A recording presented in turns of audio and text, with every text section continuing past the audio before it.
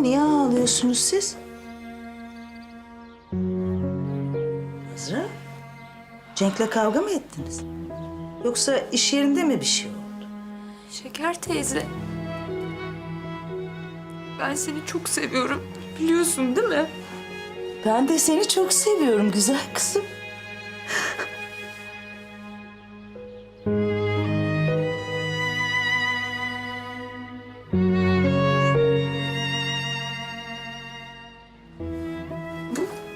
Elleri ilk tuttuğum günü hatırlıyorum. Beni bırakma deyişini hatırlıyorum. Şimdi bırakmaya mı karar verdin yoksa? Vaz mı geçiyorsun? Hayır, asla vazgeçmiyorum. Ben her şeyi biliyorum Şeker teyze. Neyi biliyorsun? Hastalığını. Artık daha iyi anlıyorum. Verdiğim mücadeleyi, ailen için olan kaygılarını. Ama bak hiç merak etme, tamam mı? İnsanlar atlatır böyle şeyleri. Sen de atlatacaksın, ben inanıyorum. Şeker teyze bak, ben her şeyi kaybettim. Ailemi, annemi, babamı, kardeşimi. Sen benim için çok değerlisin. Ben seni de kaybetmeye göze alamam. Dur kızım, güzel kızım. Ulan biten bir şey yok. Tedavi devam ediyor. Ne diyor peki doktorlar? Ameliyat diyor. Ama bu yaşta kaldırabilir miyim bilmiyorum, takdir ilahi. Ne olur deme öyle lütfen. Biz elimizden geleni yapıyoruz kızım. Ne diyeyim? Hem gözüm arkada kalmayacak. El birliğiyle ailemi toparlayacağız.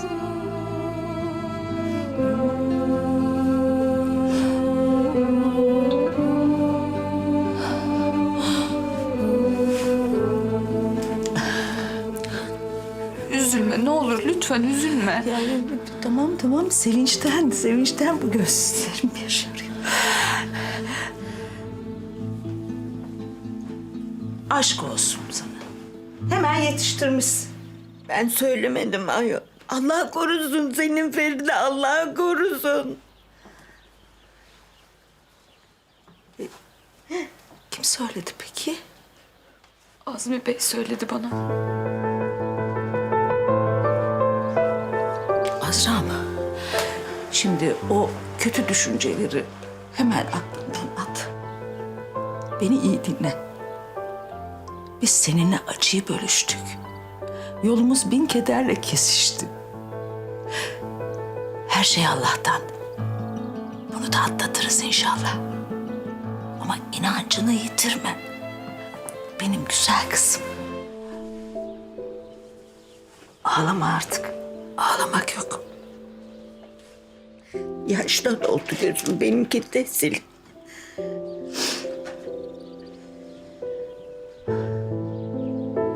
Tamam.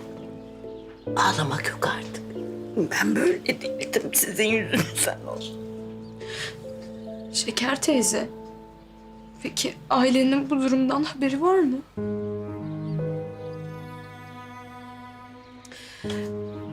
Bir şey söylemedim.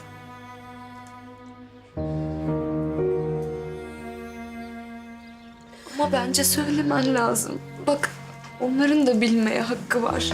Hem belki öğrenirlerse sana böyle davranmazlar. Bana acımalarını istemiyorum Azra. Durumumu bilmeden gerçek bir aile olmayı başarsınlar istiyorum. Bunca şeyi onun için göze aldım. Anlıyorum seni ama... Kimseye bir şey söylemeyeceksin. Bu aramızda bir sır olarak kalacak. Cenk'e de bir şey söylemeyeceksin. Anlaştık mı? Bana bu konuda söz vereceksin. Tamam. Öyle istiyorsan öyle olsun.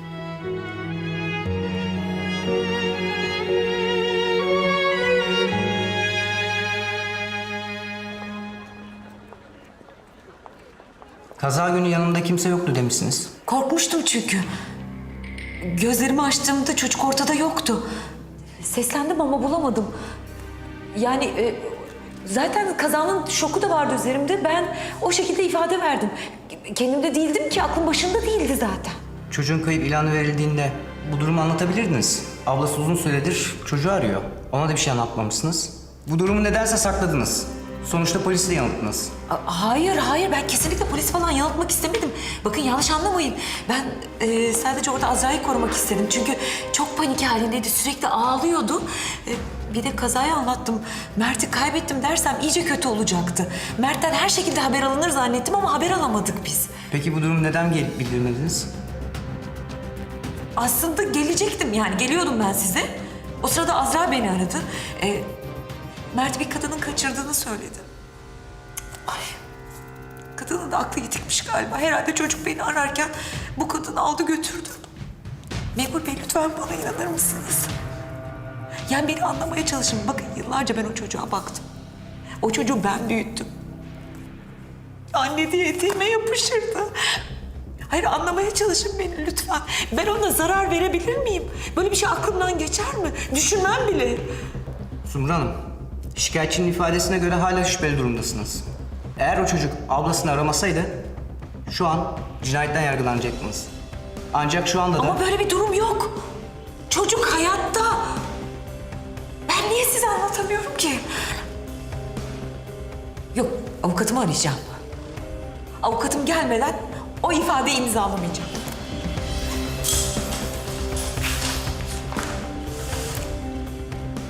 Ya benim telefonum yok. Sizinkini kullanabilir miyim müsaadenizle? Tabii. Buyurun.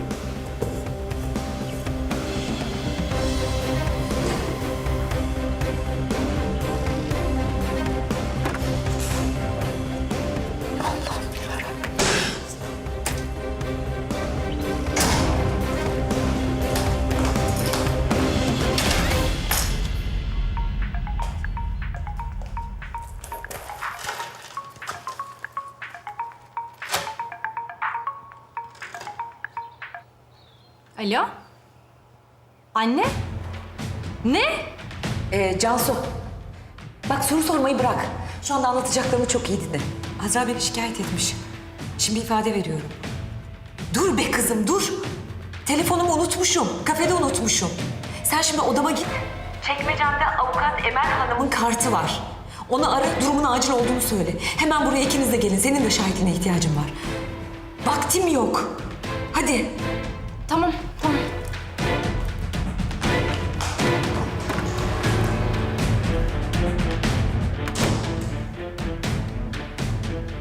Aradım avukatımı, geliyor. Tamam. Bekleriz. Düşmüş. Ama ben seni yine de bir hastaneye götüreyim mi? Yok önemli değil. İlaçlar düşürüyor. Hasan yolda. Evde dinlenirim artık.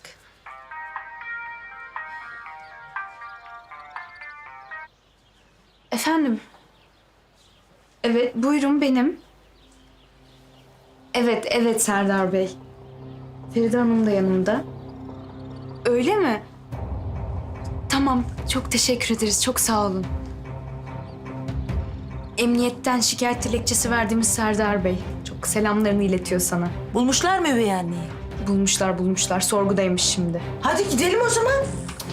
Şeker teyzem, bu halde gitmene gerek yok. Haber verirler bize telefonda. Ya bir şey olmaz. Hasan götürür. Keçi inadı tuttu yine. Düşecek yollarda. Ya duramam Hüsnü, duramam. Benim de 2 çift lafım var o kadına. Sos tavuk hazır mı? Hazır tamam bitti. O zaman şu salatayı da koysana yanına. 2 çikolatalı pasta vardı. Ne oldu? Geliyor. Hadi bakalım daha çabuk. Yat hanım yürüyene borcu var. O ne öyle ya? Bak daha ince uç kullan. Bak daha ince uçlar var. Onlardan kullan. Bir de elini böyle sabitleme. Yumuşacık hareketlerle böyle buzun üstünde dans eder gibi böyle gezdireceksin elini. Tamam şef ya bu kez acemi patenci ne olacak? Cevap ver bana. Hadi bakalım görem seni. Aha telefon çalıyor. Azra. Azra. Ha kızım. Ha. Yapma ya. İyi kızım iyi. Hadi Allah işin gücün rast getirsin hadi. Hadi. Ne olmuş şef? Ne olmuş? Azra apar topar çıktı da kardeşiyle ilgili bir gelişme falan var mı? Yok bir şey yok. Yok işte bir haber yok da şimdi emniyete gidiyormuş. Hadi sen işine bak hadi. Hadi bakalım hızlı. Bu patlıcanlar ne burada? Emel Hanım Hanım annemi bırakırlar değil mi? Çok tutmazlar herhalde. Konuşacağım. Dur bakalım önce bir detayları öğrenelim de. Burası galiba. Tamam sen burada bekle. Merhaba, Sumru Güneş'in avukatıyım. Buyurun. Ben zaten anne olarak çok acı çekiyorum. Her gece rüyamdan onun çığlıklarıyla uyanıyorum. Emel Hanım. Emel Hanım. Sumru Hanım, tamam bir sakin olun. Ben yanınızdayım. Olan bir şey yok. Şimdi memur beyle konuşacağız. Hanımefendi imzalamadı ifadesini. Huzurunuzda tekrardan teyit edeceğiz. Tamam. Sumru Hanım birazcık sakinleşelim. Siz gelmeden ben imza alamadım. Hadi buyurun başlayalım artık. Bir su alabilir miyim acaba?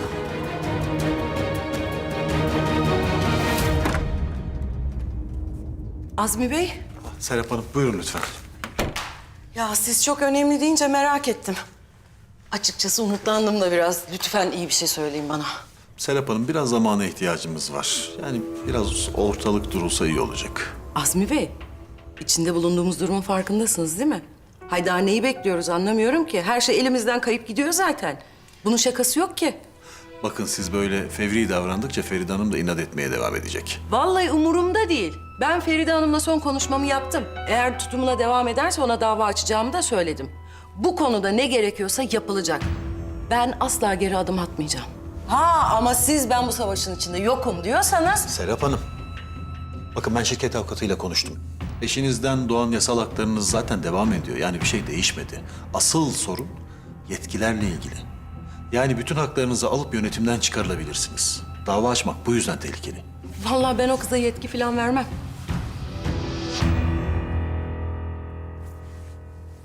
O zaman madem dava açamıyoruz, biz de akıl sağlığı raporu alalım. İyi de Feride Hanım'ın rızası olmadan böyle bir şey yapamayız. Zaten mahkeme kararı lazım. Çok uzun süreç. Sen bir yolunu bulacaksın. Bulacaksın.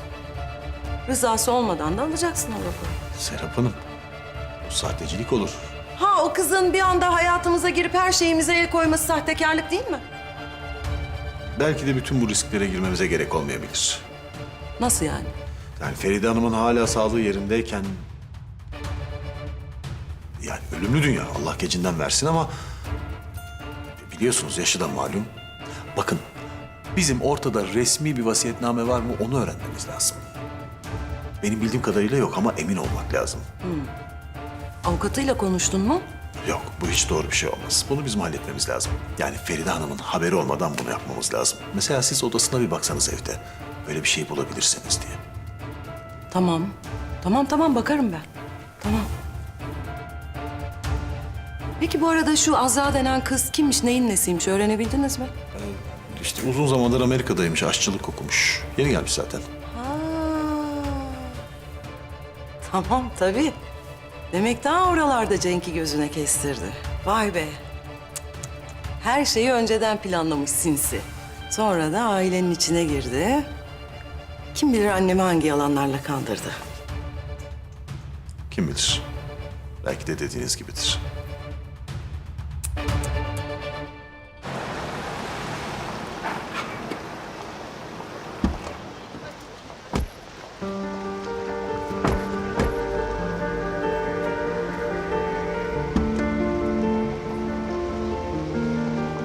Hanım, siz buyurun ben park edip geliyorum.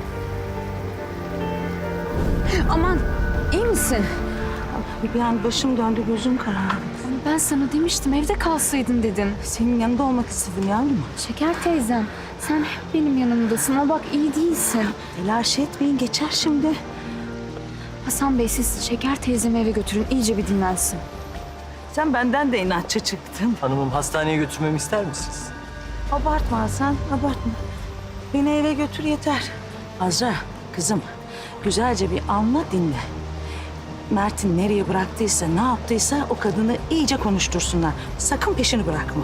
Sen hiç merak etme Şeker teyzem. Ben sana her şeyi haber vereceğim. İyice dinlen.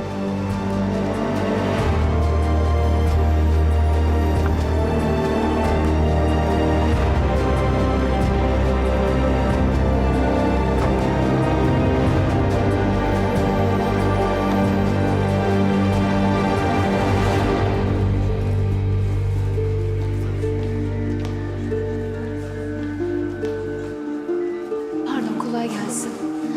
Ben bilgi alacaktım ama sorgu odaları ne tarafta acaba? Şuradan. Teşekkür ederim. Azra. Biraz konuşabilir miyiz? Benim hiç zamanım yok Cansu. Şikayetim hakkında bilgi alıp gideceğim hemen. Bak annemi sorguya aldılar. Belki sen polisle konuşursan... Cansu konuşacak bir şey yok. Ben konuşacağımı konuştum zaten. Azra. İyi ki geldin. Emel Hanım seninle konuşmak istiyor. Avukatım. Ben ifademi verdim. Sana anlattığım gibi her şey doğru. Uzatma artık bunu. Azra Hanım, yok yere savcılığa intikal etmesin bu durum. Eğer siz de şikayetinizi geri çekerseniz daha sağlıklı bir şekilde yol alabiliriz. Zaten kardeşiniz bulunca dosya kapanacak. Bulununca. Ya benim kardeşim kayıp ve bu kadın bana yalan söyledi. Ben kardeşimi gözlerimle görene kadar bu dosya kapanmayacak. Azra yapma lütfen. Mert'in yerini bilsem sana söylemez miyim? Niye biz seninle düşman olalım ki? Sen beni tanımıyor musun? Tanıyorum. Bayağı tanıyorum.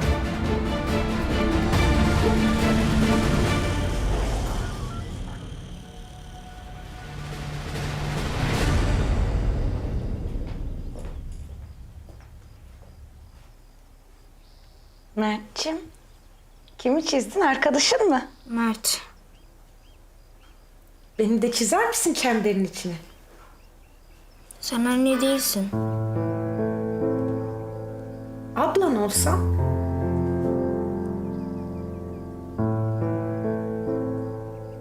Ablalar gider.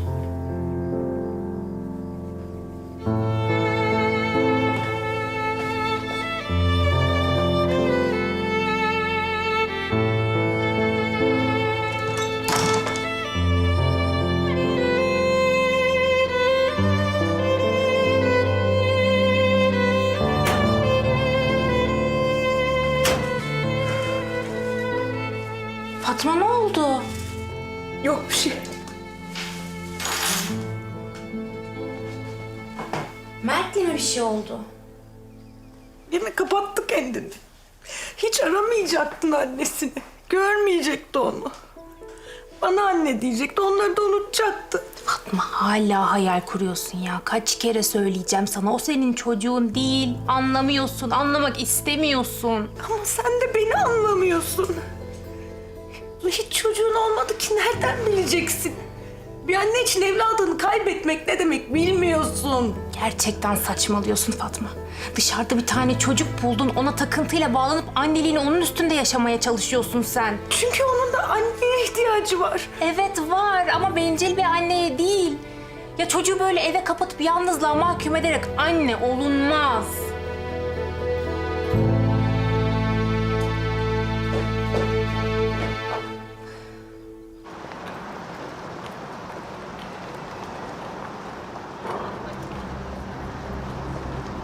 Yani biz de Azra'yı şikayet etsek çünkü görüyorsunuz bana karşı tavrını. Bence önce uzlaşmaya çalışmak daha doğru olur. Sonuçta durum savcılığa intikal edecek. Yani şu anda serbest bırakılmış olmanız dosyanın kapandığı anlamına gelmiyor. Bence şu anda kız haklı durumda. Ay ne olur haklı deyip durmayın şuna. Yani ben Mert'i bilerek mi kaybettim? Esas ben kendimi haksızlığa uğramış hissediyorum. Delireceğim artık. Sumru Hanım, lütfen biraz sakin olun. Şimdi benim gitmem gerekiyor. Duruşmam var. Siz beni arayınca apar topar gelmek zorunda kaldım. Ben savcılık için dosyanızı hazırlayacağım. Süreci birlikte izleyeceğiz sizinle. İyi peki tamam. Hiç merak etmeyin. Her şey çok güzel olacak. Peki tamam teşekkür ederim. İyi bakın kendinize. Görüşürüz. Görüyorsun değil mi o çok sevdiğin Azra'nın bana ettiklerini? Nankör işte. Beni içeri attırmadan rahat etmeyecek o. Bir dur Allah aşkına şimdi ya. Haksızlık ettin, kabul et. Yani eğer gizlemeyip her şeyi... Cansu sen de pıt pıt aynı şeyleri söyleyip durma sen de. Zaten sinirlerim bozuk. Ne yapsaydım? Yüzüne karşı söylese miydim? Ben o kadar vicdansız değilim. Üstelik daha kötü olurdu biliyor musun? Katil damgasını yerdim şimdi içerideydim. Neyse ki beklemeye akıl ettim de Mert çıktı ortaya. Geliyor. Azra bir dur lütfen. Bak, biliyorum eksik ifade için şikayetçi oldun ama polis altını deşiyor durumu. Mesele büyüyor. Ya annemi hak etmediği şeylerle suçluyorlar. Mert'e annem baktı, o büyüttü. Ne kadar sevdiğini sen de biliyorsun. Biraz haksızlık etmiyor musun sence de? Bak Cansu, eğer annen de birazcık merhamet olsaydı... Mert'i ona getirdiğim zaman ona birkaç gün bakardı. Kusura bakma ama ben artık onun sevgisine de dürüstlüğüne de inanmıyorum. Bir dakika ya. Sen beni ilgisizlikle suçluyorsun değil mi? İyi tamam suçla. Ama içeride şikayet ettiğin şey bambaşka bir şey. Bana haksızlık ediyorsun. Eğer suçsuzsan bu kadar gerilmene gerek yok bence.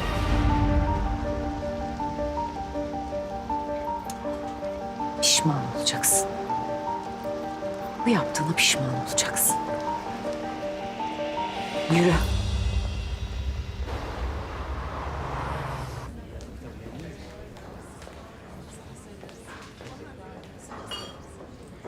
Çok sıcak. Merhaba. Bir limonata rica edebilir miyim? Buzlu olsun lütfen. Sumru'yu polisler niye götürmüş? Ben bir şey öğrenemedim. Sen bir şey öğrenebildin mi? Mali polisler diye biz düşündük ama öyle değilmiş. Başka bir mesele var bence.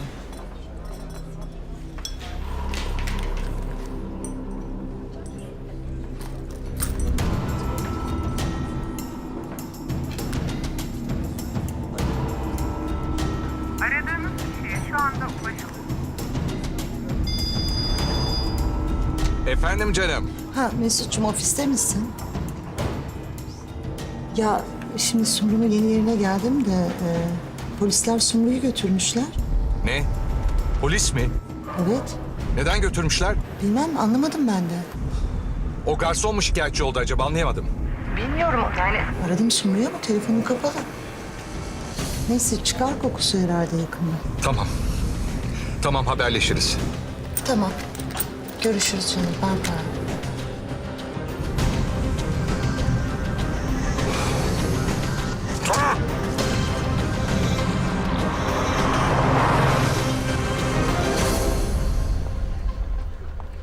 Ortak sen bayağı yetenekliymişsin bu mutfakta ha.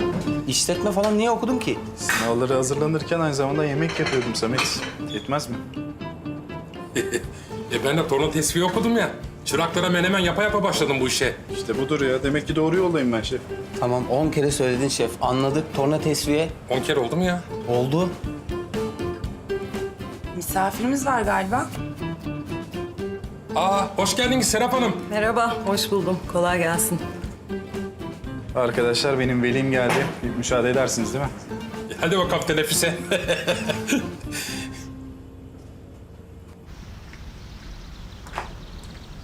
Bu arada bir şey ister misin anne? Yemek, kahve falan. Aa yok oğlum, sağ ol.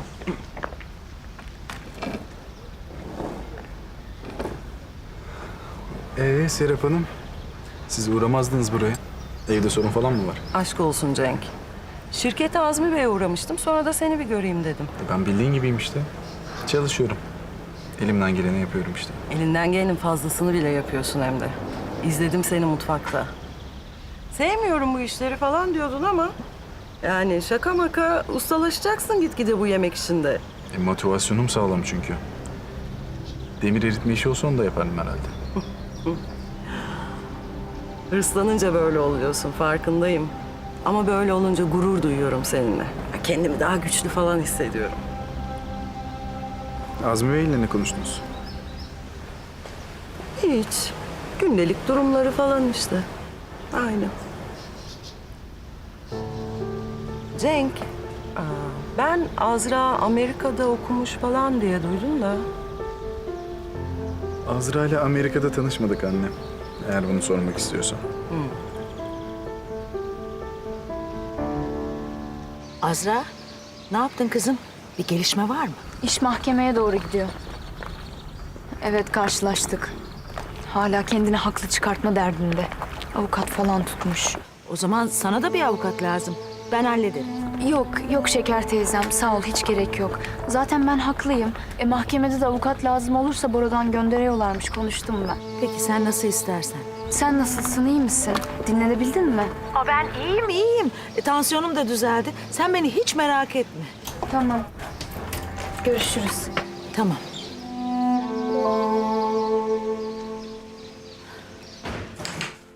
Ben geldim. Ne oldu? Hapse tıktılar mı o vicdansızı? Yok. Ama benim derdim o değil ki zaten. Kardeşimi bana sağ salim getirsin yeter bana. Ben Ali'yi alayım mı okuldan? Ayşe ben getireceğim dedi. Senin gitmene gerek yok. O zaman ben yiyecek bir şeyler hazırlayayım, Ali gelince yer. Azra, gel otur şuraya biraz evladım.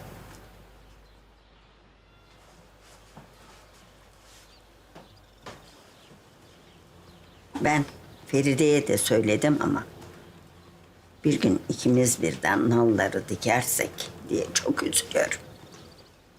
En sağlam sensin aramızda. Ali'nin ablası olur musun hep? Al bağrına bas demiyorum. Ortada kalınca yetimhaneye verecekler. Oralarda kolla hiç değilse. Arada uğrayıver. Kimsesiz sanmasın kendini. Ben onu yalnız bırakmam, sen hiç merak etme ama... Bak gayet iyisin. Niye böyle şeyler söylüyorsun? Hiçbir şeyin yok senin. Baksana bir halime. Bedenim kıpırtısız çoktan gömülmüş toprağa. Kafam topraktan pörtlemiş. Yer elması kurdu gibi oynuyor. Çene de var. Tabii. Yorulacak bir gün. Peki Ali'nin annesi niye gelmiyor? Çünkü giderken ona sen benim kızım değilsin, öldün artık dedim. Sen hiç ölmüş bir insanın mezardan çıkıp geri geldiğini gördün mü?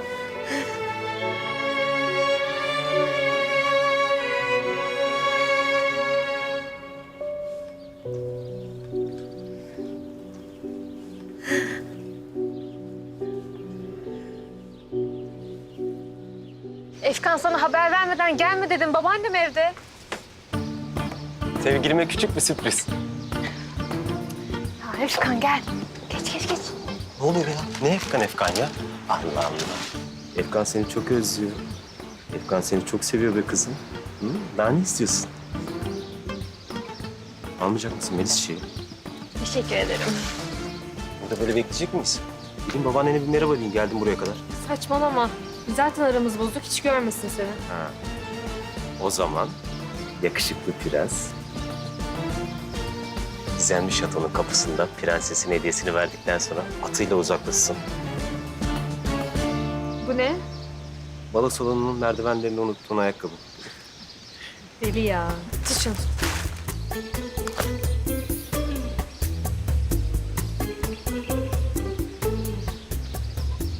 Efkan. Ben bunu kabul edemem. Niye? Beğenmedin mi? Hayır, çok beğendim. Çok güzel. Ama ya, pahalı bir şey. Zaten iş için para ihtiyacım var. Nereden çıktı şimdi bu? Ya Melis'im çok güzel şeyler oluyor. Babam yanıma geldi. Ya bana biraz destek de çıktı. Ya durumum iyi merak etme şimdi. İşi de büyütebileceksin o zaman. Ay çok sevindim. Ya o konuyu biraz konuşmadım ya. Yani iş değişikliği de yapabilirim. Ya boş ver sen şimdi bunları düşünme. Bak hazır ol. Haber bekle benden. Geleceğiz babamla. İlişkimizin artık adını koyalım Melis. Ya Efkan bizimkileri okuldan sonra dedik. Şimdi olur mu öyle şey? Evlilik için söyledik öyle. Nişanlanmamız için bir engel yok bebeğim. Engel yok.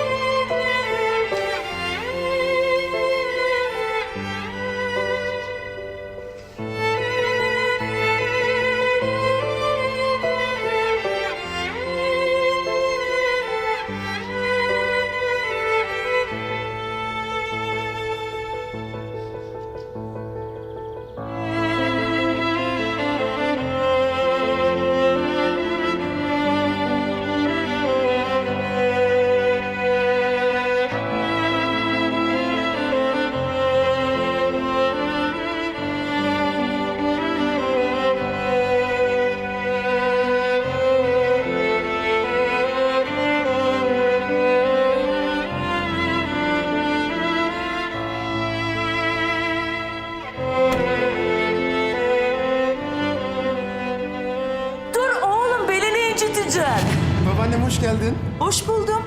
Bu kadar sevineceğini bilseydim daha erken gelirdim yavrum. Ya Ponçiğim benim, sen hiç gitme zaten. Hiç büyümeyeceksin değil mi sen ha? Haylazım benim. Benim böyle dünya tatlısı bir babaannem varken neden büyüyeyim ki ben? Ha?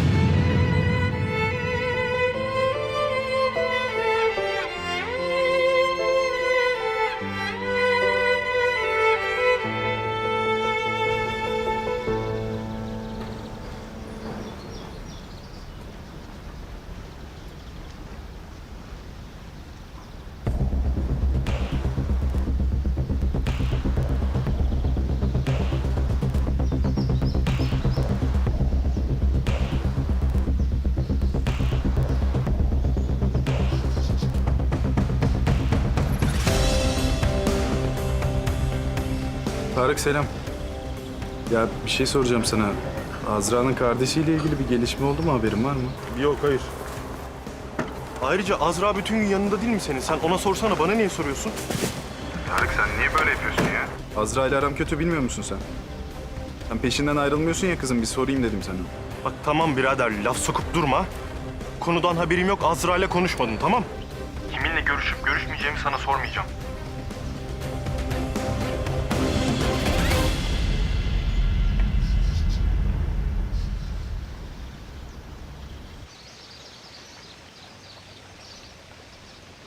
Buyurun. Sağ ol kızım. Afiyet olsun.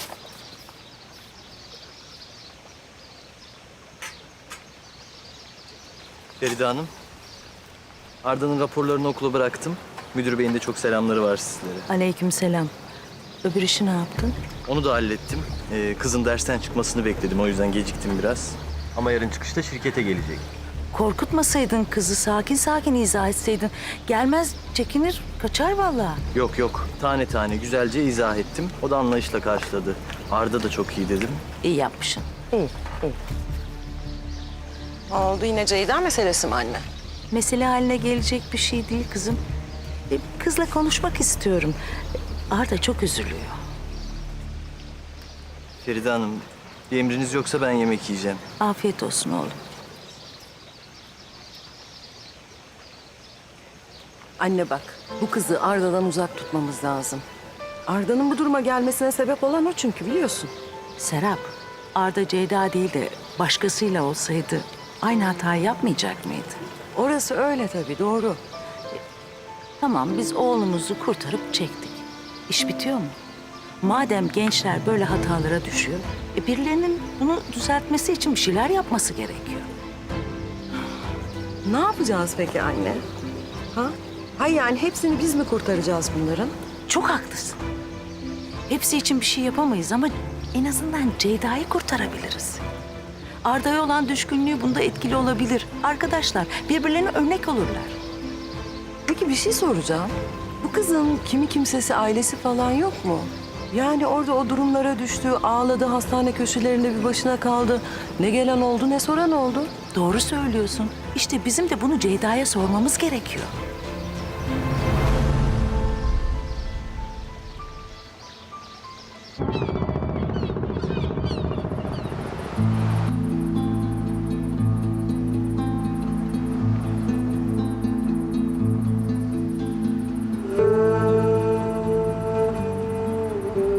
Gittiğinde bütün hayal kırıklıklarından kurtulacağını mı sanıyorsun yoksa? Hayır, onlardan kurtulamayacağımı biliyorum. Ama en azından canımı yakamayacak artık. Canın yanacak Cenk. Canını yakan şey her neyse buradan yüreğinden söküp atmazsan hep yakacak. İstersen dünyanın öbür ucuna git. Yine canın yanacak. Niye çağırdın beni buraya? Veda etmek için. Yaşadığımız o kadar saçma sapan şeyler dışında güzel şeyler de paylaştık. Güvendik. Yüreğimizi açtık. Öyle mi Cenk? Birlikte yemek bile yaptık. Ama ben sana zarar veren ya da verebilecek önüme çıkan ne varsa yıktım, devirdim. Böyleyken bile zarar verdik birbirimize. Aynen öyle. Çünkü birbirimizi çok az tanıyoruz Azra. Biz kimiz ki zaten? Yükleri yanlışlıkla karışan yolcular değil miydik? Evet aynen öyle. Kim bilir belki bir gün... Git Cenk. Git arkana bile bakma. Ama şunu da unutma. Belki bir gün diye feda ettiklerin geri döndüğünde burada olmayabilirler.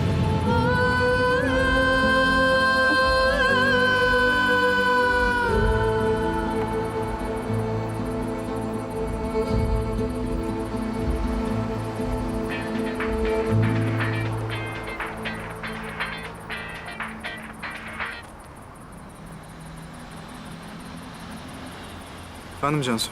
Sesini duymak istedim. Nasılsın? İyi, işten çıktım. Eve gidiyorum şimdi sen. Sesin bir tuhaf geliyor sanki. Yani yorucu bir gün geçirdim biraz. Keşke yanımda olsaydın. Sana çok ihtiyacım var. Kötü bir şey olmadı değil mi?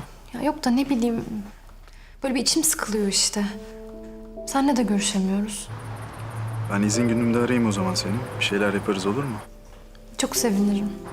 Tamam, görüşürüz.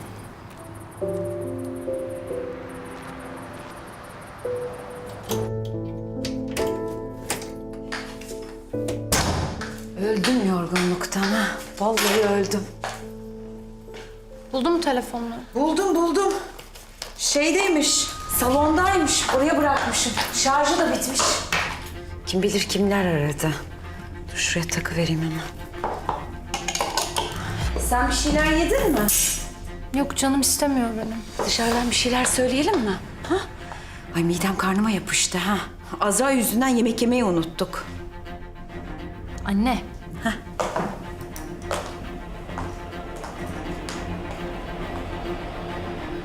Bak Mert'in yerini bilmiyorsun değil mi?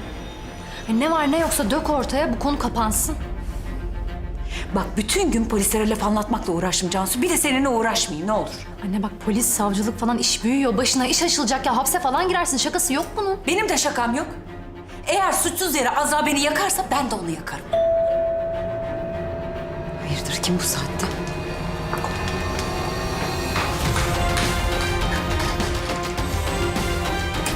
Gelin.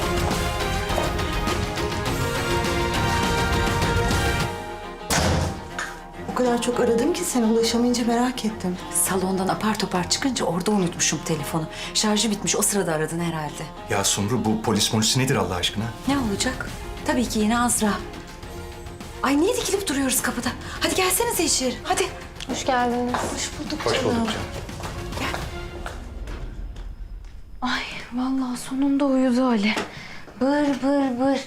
Yaptığı resimleri anlattı bana. Sonra da uyuyakaldı. Benim kafayı çok şişirdi zamanında. Biraz da senin şişsin.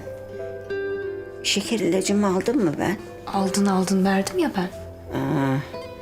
Peki Aşık Osman gibi niye bakıyorum öyle o zaman? Ay hiç halim yok.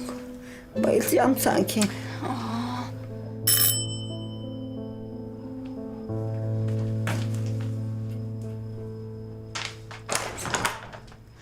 İyi akşamlar. İyi akşamlar.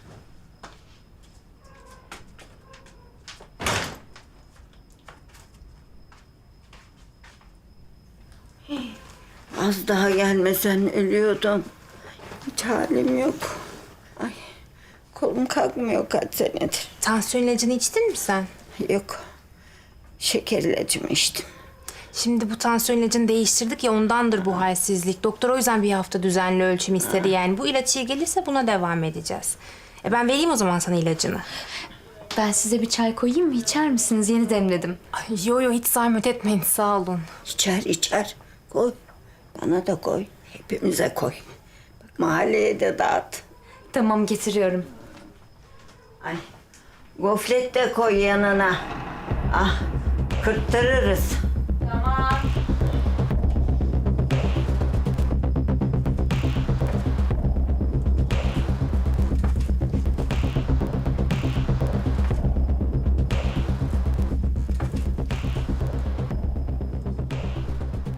Azra'nın kardeşi o. Kaybolmuş. Karı durmadan arıyor. Ah. Senden iyi olmasın ama. Altın gibi kalbi var.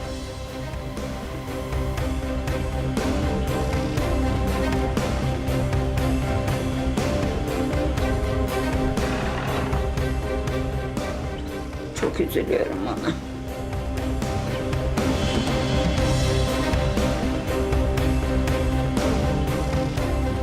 Afiyet olsun.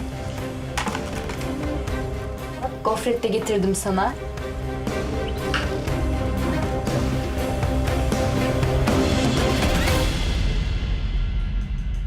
Ne yapıyorsun anne? Ay hoş geldin oğlum. Hoş bulduk. Hayırdır geciktin sen? Mesai mi yaptın? Yok ya biraz dolaştım dışarıda. Aç mısın? Bir şeyler hazırlayayım mı sana? Yok canım hiçbir şey istemiyor. O zaman kahve yapıyorum. İçeriz beraber. Olur da. Belkıs yok mu sen? Uğraşmazdın böyle şeylerle. Belkıs'ın midesi rahatsız. Dinleniyor o yüzden. Sen pek bir keyiflisin hayırdır? Ne yapayım? Ne yapayım? Düşün. Bir sonu yok. Hem sen demedin mi bana anne sakin ol diye? Ben de öyle yapıyorum. Ha vallahi bu iş çığırından da çıkarsa hukuk var, mahkeme var. Açarız davayı, alırız hakkımızı. Bence dava değil de babaannemin gözünü açmamız lazım. O kız ne yaptı ne etti bir şekilde babaannemi kandırdı. Biz hakkımızı alırız. Dava açarız. Onda sorun yok zaten de. Sonra ne olacak? Babaannem 5 kuruşsuz ortada kalacak. O kız yüzünden. Biz babaanneme bunu yapamayız anne. O bizden daha vahim durumda. Hem bak, sen merak etme. Kısa süre sonra babaannem bizim tarafımıza geçecek. Pişman olacak yaptıklarından dolayı.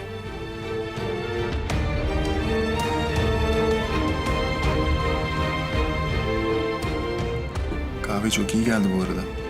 Aa kahve.